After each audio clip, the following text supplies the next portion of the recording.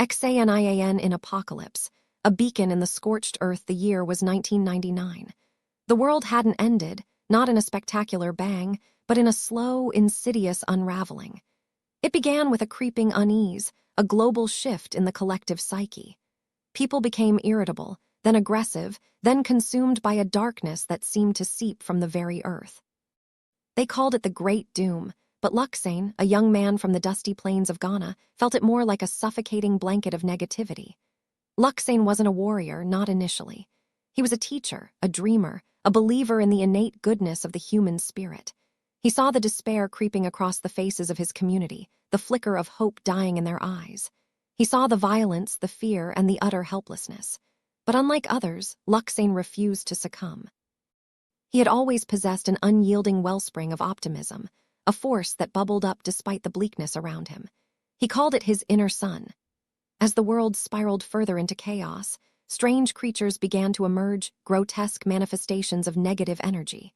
They were drawn to despair and amplified it, their presence further eroding what little hope remained. These beings, with their twisted limbs and eyes burning with malice, were unlike anything Luxane had ever seen. They were the seeds of disbelief which counters the spirit of positivity.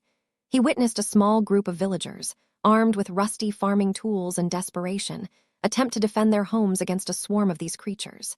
He saw them falter, their fear paralyzing them. That day, something snapped within Luxane. He understood that fear was the creatures' food, despair their fuel, and the only weapon against them was unadulterated positivity and unyielding belief in oneself. He stood tall, his voice ringing out with unwavering conviction.